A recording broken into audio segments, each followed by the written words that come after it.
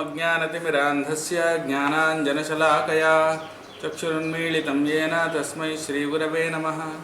नमः ॐ विष्णुपादाय कृष्णप्रेष्ठाय भूतले श्रीमते भक्तिवेदान्तस्वामिन्निति नामिने। नमस्ते सारस्वते देवे गौरवाणी प्रचारिणे निर्विशेषशून्यवादि पाश्चात्यदेशतारिणे। जय श्री कृष्ण चैतन्य प्रभु नित्यानंद श्री अद्वैत गदाधर श्रीवासादि गौरभक्तवृंद। हरे कृष्ण कृष्ण कृष्ण हरे हरे, हरे राम राम राम हरे हरे।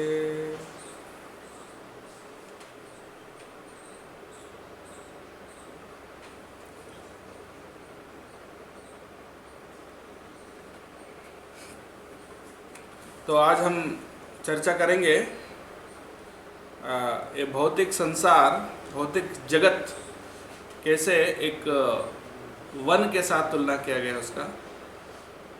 एक विकट वन, भौतिक प्रकृति जो है वो विकट वन जैसा भागवत में बताया गया है। 5वें स्कंद में 14वें अध्याय। ये रहुगण और जड़ भरत के संवाद में आता है। उसके बाद जड़ भरत और रहुगण के संवाद जैसे खत्म होता है, उसके बाद तुरंत परीक्षित महाराज को सुखदेव गोस्वामी समझाते हैं ये अध्याय में कैसे एक साधारण जो गृहस्थ हैं, जो कृष्ण भावना भावित नहीं है, यानी जो गृह मेधी है, वो कैसे इस वन में फंस जाता है। और ये वन में अलग अलग उदाहरण के माध्यम से समझाया गया है कैसे व्यक्ति बहुत दुख और बहुत कष्ट को सामना करना पड़ता है। तो सुखदेव गोस्वामी को परीक्षित महाराज पूछते हैं कि कैसे ये वन, ये भौतिक जगत को वन के साथ तुलना किया गया था, उसको और विस्तार से समझाने के लिए वो पूछते हैं सुखदेव गोस्वामी को। तो सुखदेव गोस्वामी बताते हैं, इस उदाहरण को समझाते हुए बताते हैं, जैसे एक साधारण जो वैश्य होता है वो क्या करते हैं, अपने व्यापार करने के लिए वो जंगल में जाते हैं। जंगल में जाकर जंगल में अलग अलग सामान इकट्ठा करते हैं और इकट्ठा करते हुए वो जैसे लकड़ी है, कुछ प्रकार के मिट्टी है, तरह तरह की चीज़ें जंगल से इकट्ठा करके वो शहर में या गांव में बेचने के लिए कोशिश करते हैं। तो ये जो प्रयास है, जब उसके लिए जब वो जंगल में जाते हैं, अंदर जाके वो पूरा गुम हो जाते हैं, यानी वो इतना गहराई में चले जाते हैं जंगल के कि वापस आने का जो रास्ता है उनको पता नहीं होता है, कि फंस जाते हैं। तो बताया गया है जैसे हम भी भगवान के साथ आध्यात्मिक जगत में थे, आत्मा जो है भगवान का अंश है, तो जब भगवान के साथ थे तो हम कुछ इंद्रिय भोग के लिए जब इस भौतिक संसार में आते हैं, सोचते हैं थोड़ा सा हम भौतिक सुख ले लेंगे, ऐसा सोच के यहाँ आते हैं तो इसमें फंस जाते हैं। इतनी बुरी तरह फंस जाते हैं कि यहाँ से बाहर निकल ही नहीं पाते और भूल जाते हैं पूरी तरह से हम क्यों आए हैं और कहाँ जाना है, कहाँ से आए हैं और कैसे वापस जाना है, सब कुछ हम भूल जाते हैं। तो इसी को यहाँ बताया गया है कि ये विष्णु माया है, दैवी माया, भगवान की दैवी माया है, जिसके वजह से हम मतलब पूरी तरह से अपना अस्तित्व को भूल जाते हैं और हम कौन है ये भूल जाते हैं, कहाँ से आए हैं, कहाँ जाना है, और इस वन में खो जाते हैं। और जब व्यक्ति वन में खो जाता है तो तरह तरह के कष्टों को सामना करना पड़ता है। वन तो आजकल का वन तो अलग है, लेकिन पहले वनों में कई प्रकार के बहुत हिंसात्मक प्राणियां होते थे, और वहाँ पर बहुत तरह तरह के कष्ट सहन करना पड़ता था। तो बताया गया है कि हमारा जो जीवन है इस भौतिक जगत में वो भी उसी प्रकार से है, जैसा कोई व्यक्ति वन में भटक गया हो और अपना रास्ता खो गया हो और वहाँ पर गुम हो गया, और इस तरह से वहाँ पर तरह तरह के कष्टों का सामना कर रहा है। तो हमारा स्थिति भी कुछ ऐसा ही है। बताता है कि इस भौतिक जगत में वन में कभी कभी तरह तरह के डाकू भी होते हैं। डाकू अपना छुपा कर वहाँ बैठते हैं जंगल में। अगर कोई भी वन में कोई चल रहा होगा, कोई भी यात्री, तो उसको पकड़ के उसको लूट लेते हैं।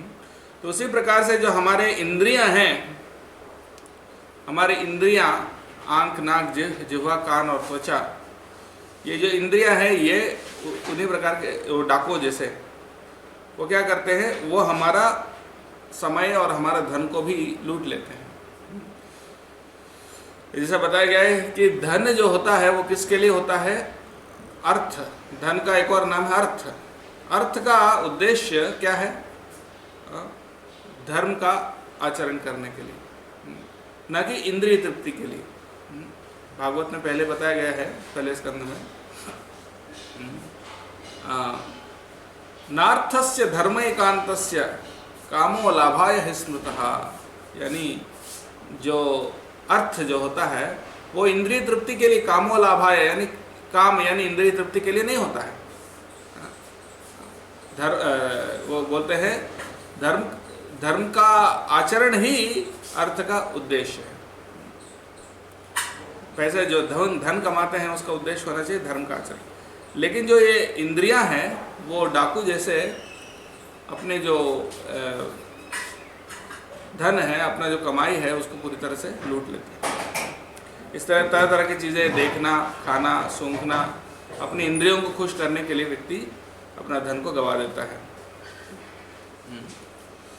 उसके बाद बताते हैं, जैसे जंगल में जाते हैं कोई व्यक्ति तो वहाँ तरह तरह के जानवर मिलते हैं, शेर, बाघ और जो सियाल यानी लोमड़ी वगैरह, वो सब रहते हैं।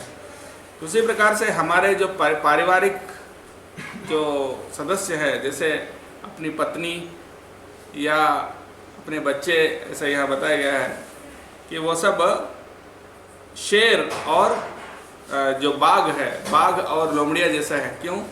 क्योंकि वो हमारा जो बहुत मेहनत से कमाया हुआ जो धन है वो ले लेते हैं। हम कितना भी सावधानी से उसको बचाएं, उसको ले लेते हैं, जो हमारे डिपेंडेंट्स हैं। और उसके बाद बताया गया है कि जब कोई व्यक्ति खेती करता है और खेती करने का समय, अब कितना भी सावधानी से जो खरपतवार होते हैं, जो वीड्स होते हैं, उनको काट लेता है, उनको निकाल देता है, फिर भी वो खरपतवार फिर से उग जाते हैं और वो फिर उग के फिर से वो समस्या पैदा हो जाता है, फिर से वो सारे खरपतवार फिर उगने लग जाते हैं। उसी प्रकार से जो हमारा जो काम वासना है वो हमारे हृदय में हमेशा रह जाता है। हमारा भोग करने की जो प्रवृत्ति है, कितना भी आप धार्मिक कार्य करें, लेकिन फिर भी वो भोग करने का प्रवृत्ति अंदर से फिर बाहर आ जाता है। कितना भी धार्मिक कार्य करें, पूजा करें, व्रत करें, दान करें, सब कुछ करें, लेकिन ये सब करने के बावजूद भी क्या होता है, आपका भोग करने की जो प्रवृत्ति वापस आ जाता है। जैसे एक और उदाहरण दिया गया है, जैसे कोई शीशी में आपने कपूर रखा है, तो कपूर रखने से क्या होता है, वो कपूर का जो गंध होता है, उसका जो स्मेल होता है वो नहीं जाता। आप कपूर निकाल दिया लेकिन उसका गंध फिर भी अंदर रह जाता है कपूर का। उसी प्रकार से हम कितना भी धार्मिक कार्य करें, हमारे अंदर जो भोग वासना जो है वो नहीं जाता। भोग वासना ऐसे ही बना रहता है। और फिर आगे बता रहे हैं,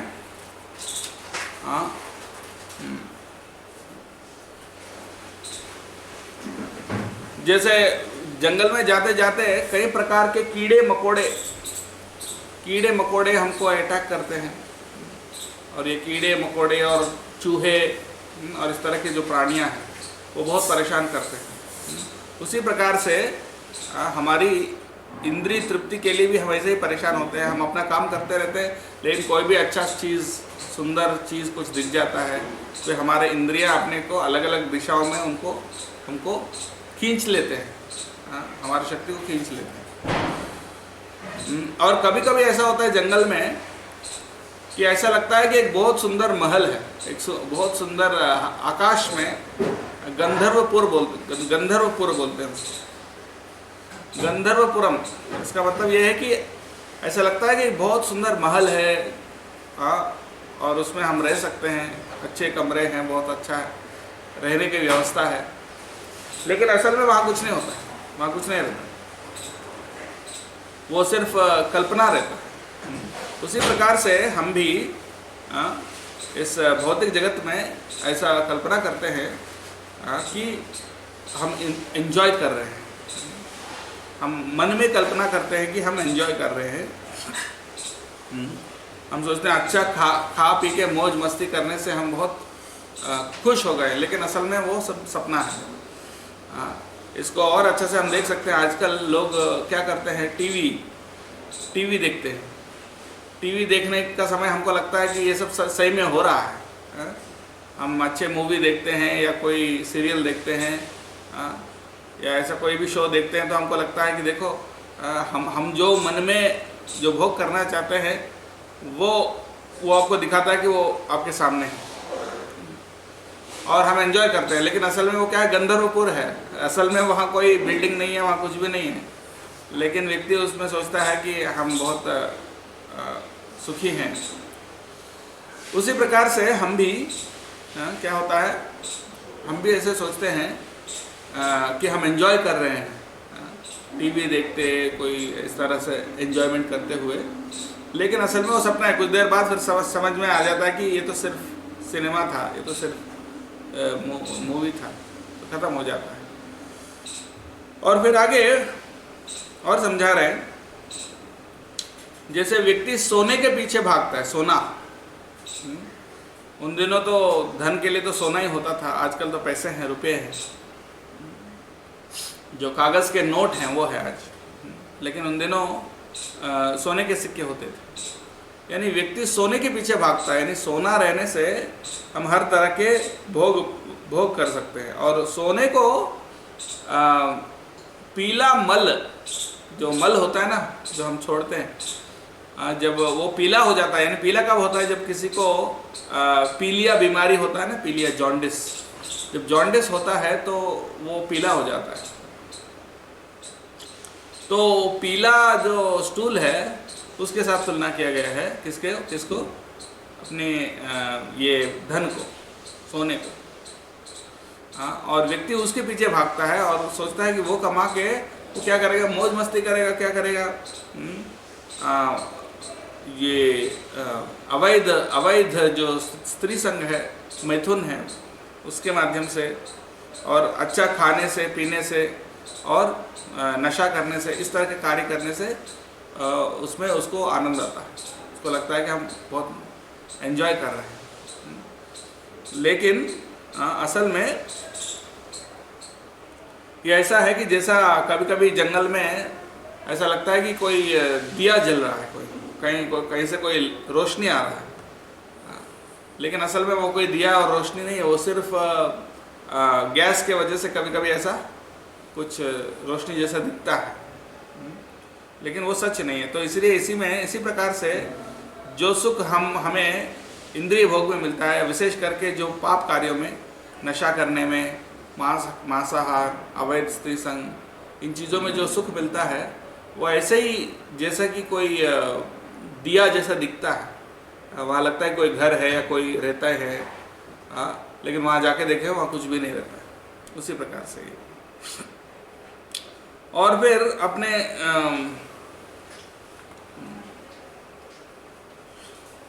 कोई रहने का जगह ढूंढते हुए व्यक्ति क्या करता है, जंगल में पूरा घूमते रहता है। कोई रहने का जगह जहाँ कुछ खाने को मिले, पीने को पानी मिले, रहने का कोई व्यवस्था मिले, ऐसी जगह के लिए वो पूरा ढूंढता है जंगल में। उसी प्रकार से इस भौतिक जगत में भी हम ऐसे ही ढूंढते हैं। हम अपने लिए घर बनाना चाहते हैं, अपने लिए मतलब सुख सुविधा के लिए हम अपनी व्यवस्था करने के लिए भागते रहते हैं। और कभी कभी क्या होता है, कोई जो भवंडर होता है, भवंडर जो व्हर्लविंड, जो हवा, तेज हवा जो होता है, जिसमें धूल उड़ता है और आंखों में धूल लग जाता है, तो और जब धूल, हवा, तेज हवा के कारण जब धूल उड़ता है, वो धूल हमारे आंखों को ढक देता है और हम कुछ देख नहीं पाते हैं, हमको पता नहीं चलता है कि किस तरफ जाना है, किस तरफ जाना है, कहाँ कहाँ जाना है, कहाँ, ये हमको रास्ता हम देख नहीं पाते। तो उसी प्रकार से जब हम इस भौतिक जगत में रहते हैं तो ये जो काम वासना है, काम वासना इस तेज हवा के तरह है जो धूल उड़ता है, जो धूल उड़ाकर हमारा आंखों को, हमारी दृष्टि को बंद कर देता है। जब हम काम वासना से प्रभावित होते हैं तो हम सोचते नहीं कि इसका परिणाम क्या होगा। हम काम वासना के पीछे जाकर हम अपनी काम वासना को पूरी करने के लिए जो गलत काम है वो हम करते हैं, इंद्रिय भोग में हम लगे रहते हैं और हमको लगता है कि किसी ने देखा नहीं, लेकिन वो समझ नहीं रहे कि जो देवताएं हैं, हाँ, देवताएं उसका हिसाब रख रहे हैं। जो भी हम पाप कार्य करते हैं उसका हिसाब रखते हैं और उसका दंड हमें भोगना पड़ेगा बाद में, उसको हम समझते नहीं। और कभी कभी क्या होता है, जैसे पानी जैसा दिखता है, मृग मरीचिका जो होता है रेगिस्तान में, मृग मरीचिका पानी जैसा दिखता है, लेकिन उसके पीछे भागते भागते जो होता है हिरण, वहाँ कोई पानी नहीं रहता है तो प्यासा प्यासा मर जाता है। उसी प्रकार से हम इंद्रिय भोग के लिए इस भौतिक जगत में भागते भागते भागते सिर्फ हमको हमारा प्यास और बढ़ते रहता है।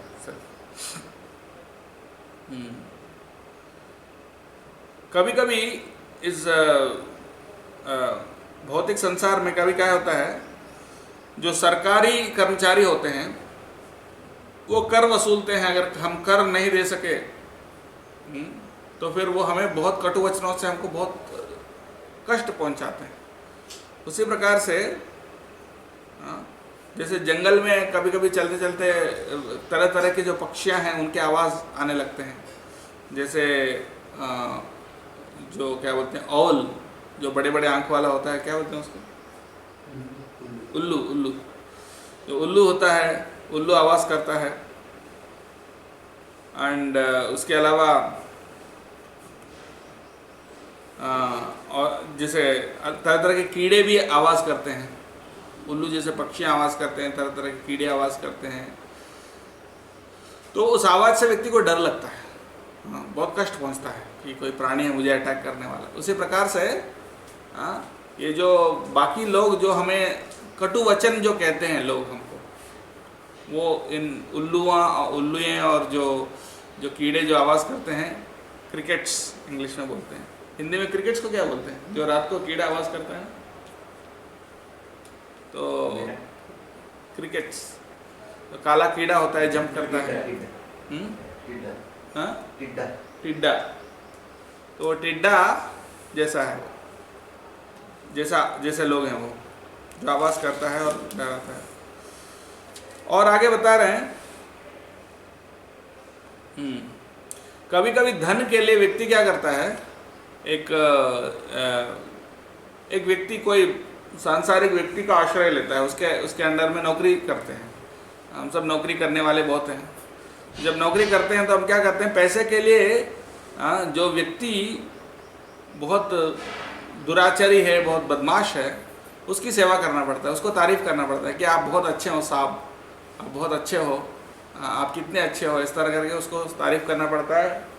और अपना काम निकालने के लिए, अपना पेट भरने के लिए लोगों को खुश करना पड़ता है। यदि भी असल में वो आदमी असल में बदमाश है, वो कोई मतलब सही आदमी नहीं है, फिर भी यहाँ बताइए लिविंग डेड, यानी वो जिंदा लाश के समान है। जो व्यक्ति जिंदा लाश के बराबर है उसकी सेवा करना पड़ता है, सिर्फ अपना पेट भरने के लिए, कुछ पैसे कमाने के लिए। तो ये जो लोग हैं जिनकी हम सेवा करते हैं अपने पेट भरने के लिए, उनको तुलना किया गया है जैसे एक कुआं होता है जिसमें जहरीला पानी भरा हुआ है, जहरीला पानी भरा हुआ कुआं, उससे पानी निकालने की जो कोशिश करते हैं, और जो जहरीले पेड़, जहरीले वृक्ष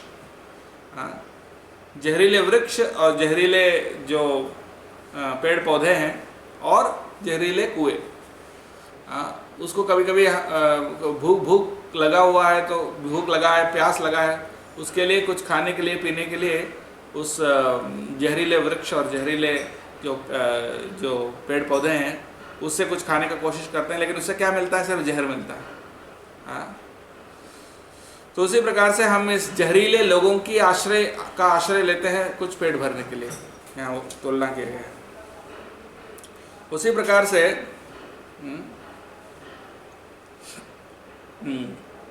कभी कभी अपना प्यास बुझाने के लिए, या जो गर्मी है, गर्मी से राहत के लिए हम क्या करते हैं? नदी में कूद जाते हैं। नदी में थोड़ा ठंडक मिले, नदी में नहाने के लिए जब व्यक्ति नदी में कूद जाता है, जहाँ घाट नहीं होता है, जंगल में तो कोई घाट नहीं होता है, तो नदी में जाना है तो कूदना ही पड़ता है। जब नदी में कूदते हैं, लेकिन अगर नदी में पानी कम है तो क्या होता है? अपना सर फूट जाएगा नदी में। मतलब पानी ऊपर से तो समझ में नहीं आता कितना पानी है, तो नहाने के चक्कर में व्यक्ति उसमें कूद जाता है, और क्या होता है? नीचे पत्थर है और पत्थर में सर लग जाएगा और सर फूट जाएगा, अपने हड्डियां टूट जाएंगी। वैसे ही लोग क्या करते हैं? अलग अलग प्रकार के साधु और स्वामियों के पास जाते हैं, जो असल में धोखेबाज होते हैं। उनके पास खुद ही कोई ज्ञान नहीं होता है, उनके पास खुद ही कोई ज्ञान या कोई ऐसा मतलब भक्ति नहीं होती है, वो सिर्फ ढोंग होते हैं, ढोंगी होते हैं। तो उनके आश्रय लेते हैं कि उनका आशीर्वाद ले लूँगा तो फिर मेरा मतलब जीवन अच्छा चलेगा, मेरे सारे समस्याएं दूर हो जाएंगे, ऐसे सोच के वो क्या करते हैं?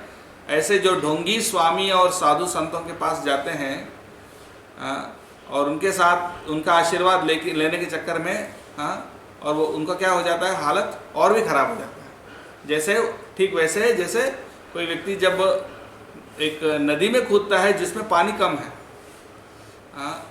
जो शैलो रिवर यानी जिसकी गहराई कम है, उसमें कूदने से क्या होता है? उसका हड्डी टूट जाते हैं। वैसे ही उनका हालत होता है जो ऐसे स्वामियों के आश्रय लेते हैं। तो ऐसा बताते हैं कभी कभी गरीबी के कारण या आवश्यकता के कारण अपनी माता पिता या अपने बच्चे, उनसे ही हम जबरदस्ती पैसे छीन लेते हैं, और उस तरह से और भी मतलब फिर बाद में और दुख मिलता है, क्योंकि हमने अपने ही माता पिता को, अपने बच्चों को कभी कभी कटु वचनों से उनको कष्ट पहुंचा देते हैं। फिर बाद में दुख लगता है, देखो मैंने अपनी माता पिता के साथ या अपने बच्चों के साथ मैंने इतना कटु वचन कह दिया, ऐसा करके फिर बाद में अफसोस करने लगते हैं। और इस सांसारिक जीवन को एक दावानल के साथ तुलना किया। कभी कभी दावानल होता है, जब जंगल में जब व्यक्ति चलता है, कभी कभी जंगल में आग भी लग जाता है, जंगली आग लग जाता है। तो जंगल में जब आग लग जाता है तो मतलब उससे बचने का कोई उपाय तो है नहीं। आप कैसे बचेंगे आग से? बहुत मुश्किल है, कभी कभी जल जाते हैं। तो उसी प्रकार से बताया गया कि ये भौतिक संसार में हमारा जो स्थिति भी वैसे ही है। हमेशा हम दुख और शोक की अग्नि में हमेशा जल रहे होते हैं। दुख और शोक के अग्नि में हम हमेशा जलते हैं, और इस अग्नि से राहत के लिए कोई उपाय नहीं है। इसलिए हम इस्कॉन मंदिर में प्रभुपाद जी ने हमको बताया, रोज़ सुबह मंगल आरती में हम लोग गाते हैं क्या? संसार दावा नल लीढ़ लोक त्राणाय कारुण्य घनाघनत्वम। यानी संसार दावानल, संसार रूपी जो दावानल है, उस दावानल में जब फंसे हुए हैं तो उससे राहत के लिए एक ही उपाय है, जब बारिश होता है, उसके अलावा और कोई उपाय नहीं। और बारिश में जब हम उसका मतलब बारिश में आ जाते हैं तो फिर उस अग्नि से हमें राहत मिलता है। उसी प्रकार से ये जो बारिश, कृपा रूपी जो बारिश है, वो देने वाले कौन है? गुरु है। जो सद्गुरु होते हैं वो कृपा रूपी बारिश को बरसाते हैं, जिससे हमें संसार रूपी जो अग्नि है, जो जंगल का आग है, दावानल, उससे हमें राहत मिलता है। कभी कभी जंगल में राक्षस भी रहते हैं, और ये जो राक्षस हैं ये तो सरकारी कर्मचारी यानी जो कर वसूल करने वाले, कर वसूलने वाले क्या करते हैं, वो आकर जितना पैसा हमने कमाया वो पूरा लेकर चले जाते हैं। तो उसी प्रकार से, और अगर पैसे नहीं दिए तो और भी यातनाएं देते हैं। उसी प्रकार से जो अपना सरकारी कर्मचारी है वो ऐसे ही करते हैं। जैसे राक्षस जैसे जंगल में लोगों को पकड़ के उनका खून पी जाता है, उनका मांस खाता है, उसी प्रकार से सरकारी कर्मचारी जो सरकार है वो भी हमको ऐसे ही परेशान करता है। उसके बाद बताया कभी कभी व्यक्ति ऐसा इमेजिन करता है, यानी ऐसा वो कल्पना करता है जैसे उनका पिताजी या उनके दादाजी या उनकी माता जो गुजर जाते हैं, जो गुजर गए हैं, वो वापस जन्म लिए उनके बेटे के रूप में, उनके बेटे या बेटी के रूप में जन्म लिए हैं। ऐसा सोचकर फिर वो आसक्ति को और ज़्यादा प्रबल कर देते हैं। ये सिर्फ सपना है। जैसे व्यक्ति सपना देखता है वैसे ये भी उनका सपना है, उनका कल्पना है, मानसिक कल्पना है कि उनके पिताजी या उनके माताजी वापस उनके बच्चे के रूप में जन्म लिए।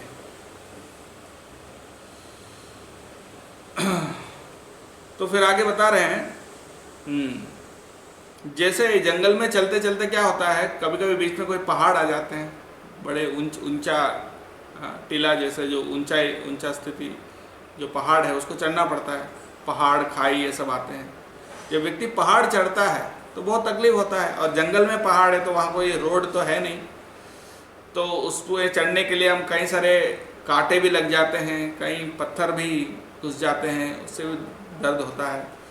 उसी प्रकार से यहाँ बताया गया है कि तरह तरह के कर्मकांडी यज्ञ होते हैं, जो जैसे शादी करना पड़ता है, यानी बेटी है तो बेटी का शादी कराओ, ये संस्कार कराओ, दान दो, ये मतलब ये व्रत करो, ये पूजा करो, इस प्रकार से जो संस्कार होते हैं वो सब करना पड़ता है। जो कर्मकांडी की जो कार्य हैं, अगर कोई गुजर जाते हैं बड़े लोग तो उनका श्राद्ध करो, ये करो, वो करो, इस तरह कई सारे जो अपने कर्म हैं वो सब करना पड़ता है।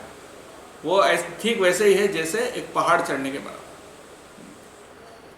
जैसे मान लीजिए बेटी की शादी करना है, यानी बहुत बड़ी चीज़ है, यानी उसमें बहुत खर्चा होगा, बहुत मेहनत करना पड़ता है और सही वर ढूंढना पड़ता है, तो वो पूरा करना मतलब एक बहुत बड़ा पहाड़ चढ़ना। उसी प्रकार से कई सारे जो कर्मकांडी जो क्रियाएं होते हैं जो करने में व्यक्ति को बहुत प्रयास हो जाता है, बहुत तकलीफ होता है। आगे बता रहे हैं, कभी कभी भूख और प्यास के वजह से या चिंता के वजह से कभी कभी व्यक्ति चिढ़ जाता है, यानी गुस्से में आ जाता है, और गुस्से में क्या करता है, अपनी परिवार के जो लोग हैं, अपनी पत्नी, अपने बच्चे, उनके ऊपर गुस्सा करने लगता है, उनको बहुत दुख यानी कटु वचन से उनको कष्ट पहुंचाते हैं, अपनी पत्नी और बच्चों को, अपनी भूख और प्यास के कारण या कोई मानसिक तनाव के कारण। तो उसके कारण फिर वो लोग भी और कष्ट उनको देते हैं और उनका मन और उत्तेजित हो जाता है। तो इस तरह से परिवार में भी उनको सुख नहीं मिलता है, यानी घर पे भी उनको सुख नहीं मिलता। और फिर परीक्षित महाराज आगे बता रहे हैं, सुखदेव गोस्वामी आगे बोल रहे हैं परीक्षित महाराज को, जैसे एक अजगर हो जाता है, कभी कभी अजगर रहता है जंगल में, अजगर क्या करता है, निगल लेता है, जो भी आ जाता है उसको निगल देता है, अजगर के पेट में चले जाता है। उसी प्रकार से जो नींद है, नींद अजगर जैसा है। अभी जैसे अभी कोरोना वायरस का स्थिति चल रही है तो सब लोग घर पे बैठे हैं, अगर हम अपना समय को ठीक से उपयोग ना करें, अगर हमारे समय को अगर हमने सही तरीके से इस्तेमाल नहीं किए तो क्या होता है, नींद सो जाते हैं। तो इस तरह नींद से क्या होता है, हमारा सारा समय बर्बाद हो जाता है। जब हम सोते हैं तो समय बर्बाद होता है। वो ठीक वैसे ही जैसे वो अजगर के पेट में घुस जाना। लाश जैसे हो जाते हैं। जब कोई व्यक्ति सोता है तो कैसे रहता है? लाश जैसे रहता है, तो ये लाश बन जाते हैं। तो उसी प्रकार से फिर आगे बता रहे हैं, जैसे जंगल में सांप रहते हैं, बिच्छू रहते हैं, इस प्रकार के जो विषैले जो प्राणी रहते हैं, तो वो कैसे हैं? जो हमारे शत्रु और जो हमें द्वेष करने वाले, ईर्ष्या करने वाले जो लोग होते हैं ना, ईर्ष्या और द्वेष करने वाले जो लोग होते हैं, वो इन सांप और बिच्छुओं जैसे हैं, जो काटने के लिए कभी मौका ढूंढते हैं हमेशा। ऐसा बोलते हैं चाणक्य पंडित, ऐसा बोलते हैं कि सांप को भी आप वश में ले सकते हो,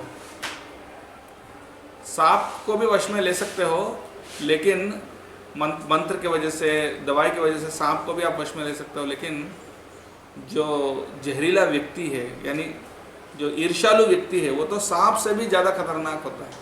सर्पः क्रूरः खलः क्रूरः सर्पात् क्रूरतरः खलः, यानी जो सांप से भी ज़्यादा खतरनाक कौन होता है? ईर्ष्यालु व्यक्ति। तो ऐसे लोगों से का सामना करना पड़ता है, क्योंकि सांप के लिए तो उपाय है कि मंत्रौषधि वशः सर्पो खलः केन निवारित, यानी मंत्र से और दवाई से सांप का जो डसना है उससे हम छुटकारा पा सकते हैं, लेकिन जो ईर्ष्यालु व्यक्ति है उसके छुटकारा पाना सबका कोई उपाय नहीं। फिर आगे बता रहे हैं,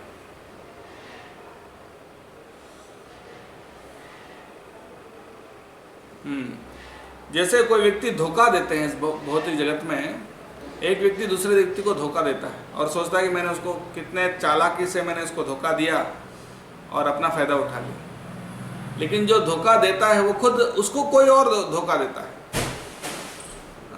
या बताइए, जैसे एक व्यक्ति को देवदत्त नाम का अगर व्यक्ति ने धोखा दिया, तो देवदत्त को विष्णुमित्र नाम का एक और व्यक्ति धोखा देता है। इस प्रकार से एक व्यक्ति को दूसरा व्यक्ति धोखा देता है, उसको कोई और धोखा देता है, इस प्रकार से।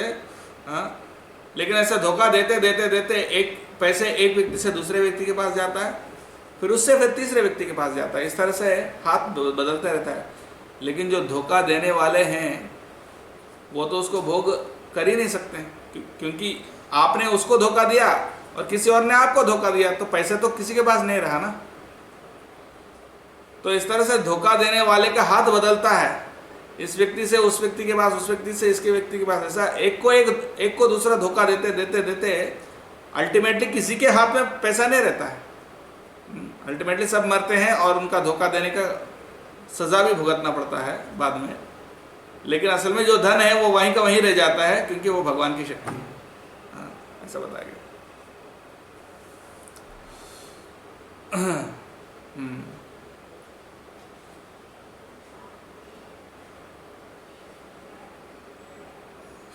कभी कभी व्यक्ति पाप कार्य भी करते हैं।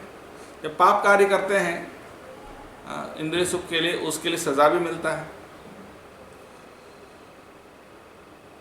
जेल भी हो सकता है, किसी को कैद हो सकता है, किसी को तरह तरह के सजा भी मिलते हैं।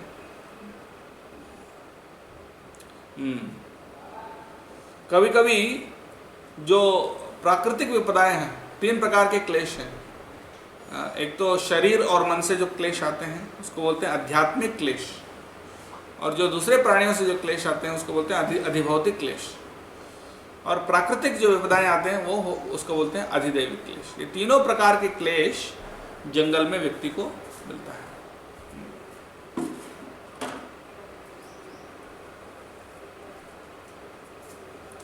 और एक पैसा अगर किसी ने हमको कम दिया, किसी ने हमको 1 पैसे का नुकसान पहुंचाया, तो वो व्यक्ति हमारा शत्रु बन जाता है। तो तरह तरह के जो विपदाएं आते हैं इस भौतिक जगत में, उसका बता रहे हैं यहाँ पर। सुख दुख, आसक्ति, द्वेष, डर, अहंकार, प्रमाद यानी मद, चिंता, दुख, शोक, मोह, लोभ, ईर्ष्या, भूख, प्यास, इस प्रकार के कई प्रकार के जो कष्ट है वो इस भौतिक जगत में हम सबको मिलते हैं।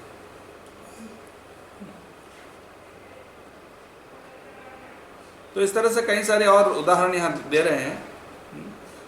बताया गया है जैसे काल जो होता है, काल हमारा आयु को निरंतर कम करते जा रहा है, और ये जो काल है ये भगवान कृष्ण का जो सुदर्शन चक्र है, ये सुदर्शन चक्र जो है वो क्या है, काल को सूचित करता है। भगवान कृष्ण का जो सुदर्शन चक्र है वो काल है, उससे कोई भी बच नहीं सकता, उस चक्र का कोई उपाय नहीं है।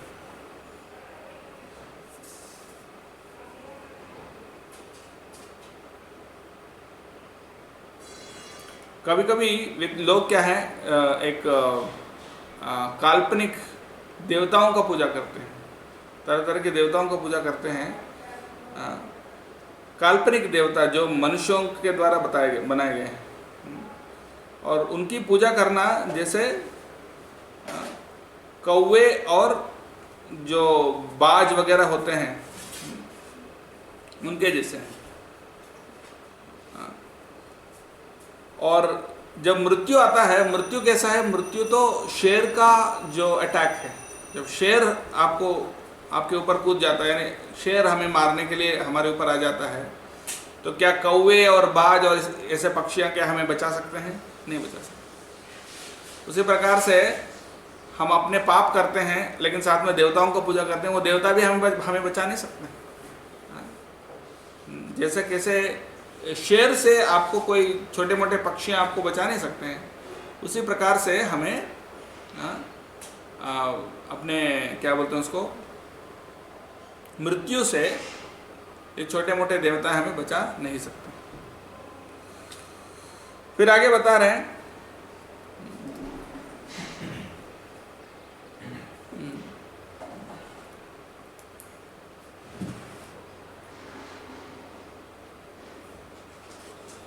लोग कभी कभी ये जो ढोंगी साधु और पाषंडी जो होते हैं उनके चंगुल में आ जाते हैं। कहीं आजकल भी हम देख सकते हैं बहुत तरह तरह के ढोंगी साधु हैं जो असल में भगवान के बारे में नहीं बताते हैं, भक्ति के बारे में नहीं बताते हैं, आत्मा के बारे में नहीं बताते हैं, लेकिन वो कुछ भौतिक चीज़ें बताते हैं धर्म के नाम से। आर्ट ऑफ लिविंग हो गया, इस तरह के कई सारी चीज़ें हैं जो सिर्फ भौतिक जीवन को ही बता रहे हैं कि भौतिक जीवन में और सुखी कैसे रह सकते हो और अच्छे से कैसे भौतिक जीवन आपका चलेगा। इसी तरह की चीज़ें बता रहे हैं, लेकिन वो आपको भगवान के बारे में नहीं बता रहे, भक्ति के बारे में नहीं बता रहे। तो उनके चक्कर में लोग फिर रास्ते से और भटक जाते हैं। तो रास्ते से और भटकते हुए फिर क्या होता है, लेकिन कभी कभी किस्मत से कोई सच्चा साधु भी मिल जाता है, किस्मत से कोई सच्चा साधु मिल जाता है और वो भी उपदेश देते हैं कि आप भक्ति ऐसा करो वैसा करो, लेकिन उसको भी लोग पालन नहीं कर पाते हैं। सच्चा साधु तो मिल गया जीवन में, लेकिन मिलने के बाद भी वो उनका जो इंस्ट्रक्शंस है, उनके जो उपदेश है, उसको अमल नहीं कर पाते। यानी जो नियम बताते हैं, जो भक्ति करने का जो प्रोसेस है, जैसे कि हरिनाम का जप करो, ये मतलब भक्ति का जो मार्ग है, जैसे भगवान की कथा श्रवण करना, भगवान का नाम का जप करना, भक्तों का संग करना, भगवान को भोग लगाना, लगाकर प्रसाद खाना, इस प्रकार के जो भक्ति के नियम है, भक्तों के संग में रहना, ये नियम पालन नहीं कर पाते हैं। सच्चा साधु तो मिल गया, रास्ता तो दिखा रहा है, लेकिन उसमें जा नहीं पा रहे। ऐसा भी होता है।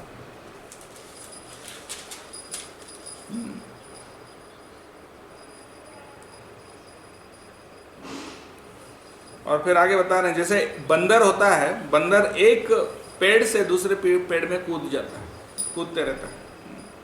उसी प्रकार से एक पेड़ से दूसरे पेड़ में कूदते कूदते क्या होता है, वो बंदर कभी कोई हंटर के हाथ में लग जाता है, यानी कोई शिकारी के हाथ में लग जाता है और इस तरह से मर जाता है। उसी प्रकार से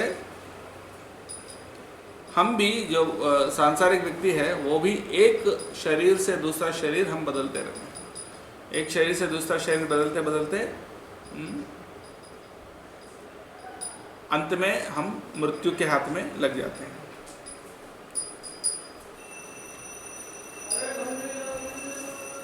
तो इस तरह से और भी कई सारे उदाहरण दे रहे हैं। और आखिरी में यहाँ बता रहे हैं कि इस भौतिक संसार से बाहर निकलने का एक ही उपाय है, इस जंगल से बाहर निकलने का एक ही उपाय है। वो क्या है? सिर्फ भगवान का शरण लेना। भगवान का शरण लेते हुए भक्ति के मार्ग को अपनाए बिना कोई इस जंगल से बाहर नहीं निकल सकता है, ऐसा बताएंगे। और जो साधु हैं, जो हमें भक्ति का मार्ग के बारे में समझाते हैं, यानी भक्ति के मार्ग में हमें आगे बढ़ने के लिए बताते हैं, वो अच्छे सही मित्र होते हैं, सही दोस्त होते हैं। और वही सिर्फ हमें बचा सकते हैं, यानी वो भक्ति का मार्ग बताते हुए हमें इस जंगल से हमें बाहर निकालने का रास्ता बता सकते हैं। और वो हमेशा शांत रहते हैं और अपनी इंद्रियों को पूरी तरह वश में रखते हैं, इंद्रियां और मन को जो पूरी तरह वश में रखते हैं और भगवान की सेवा में हमेशा लगे रहते हैं। और ऐसे साधुओं का संग नहीं कर पाने से फिर कभी भी इस भौतिक रूप मतलब इस जंगल से, भौतिक जीवन रूपी जो जंगल है उससे हम बाहर नहीं निकल सकते हैं। और कर्मकांड के जो मार्ग है कि ये पूजा करो, वो व्रत करो, वो दान करो, ये करो, वो करो, उस मार्ग से भी आप भौतिक जगत से बाहर नहीं निकल सकते, सिर्फ भक्ति के मार्ग से आप निकल सकते हैं। ऐसा बताते हुए सुखदेव गोस्वामी, जड़ भरत ने जो रघुगण राजा को जो उपदेश दिया है उसको और विस्तार से समझाया सुखदेव गोस्वामी ने परीक्षित महाराज को। तो इसका कंक्लूजन यह है कि इस बहुत भयानक जो जंगल है उसमें हम भटक गए हैं। मान लो कोई बहुत भीषण भयानक जंगल में कोई भटक जाता है, रास्ता उसको नहीं पता चलता है, तो कितने प्रकार के क्लेश, कितने प्रकार के उनको तकलीफ होते हैं। हम सबको वैसे ही तकलीफ हो रहे हैं इस भौतिक संसार में। हम आज सोच रहे हैं कि हम आज सुखी हैं, लेकिन कल क्या होने वाले हमको नहीं पता। जैसे अभी कोरोना वायरस चल रहा है, क्या पता हमको कोरोना अगर लग गया, हो सकता है। या कोई भी प्रकार का कष्ट, कई तरह तरह के जो कष्ट हैं इसमें बताए गए हैं, इनमें अधिकतर कष्ट तो हमको मिलते ही हैं। तो इसीलिए इससे बाहर निकलना ही बुद्धिमान का कर्तव्य है। और कैसे बाहर निकलेंगे? सिर्फ भक्ति मार्ग से। और भक्ति मार्ग बताने वाले जो साधु हैं उनके उपदेशों के अनुसार, उनके मार्गदर्शन में हमें अगर भक्ति तीव्रता से अगर करेंगे, तीव्रता बहुत ज़रूरी है। यानी ऐसा नहीं कि भक्ति सिर्फ हमें टाइम पास के लिए या कोई ऐसे ही थोड़ा बहुत मतलब अपना करना है इसलिए कर लिए, लेकिन उसको हमने तीव्रता से नहीं किया तो उसका रिजल्ट तब भी नहीं मिलेगा। मान लीजिए आप परीक्षा लिख रहे हैं, लिखना है इसलिए परीक्षा लिख दिए, लेकिन पास होंगे क्या? पास तो तभी होंगे ना जब आप अच्छा से पढ़ेंगे और उसका अच्छा परफॉर्मेंस देंगे। उसी प्रकार से भक्ति में भी हम आ तो गए भक्ति मार्ग में, लेकिन उस मार्ग में हम कितना तीव्रता से पालन कर रहे हैं। और शुद्ध भक्तों के, साधुओं के मार्गदर्शन में हम उसको अच्छा से अगर अमल करेंगे अपने जीवन में, तो आराम से इस भौतिक जीवन से हम बाहर निकल सकते हैं। बहुत बहुत धन्यवाद। हरे कृष्णा।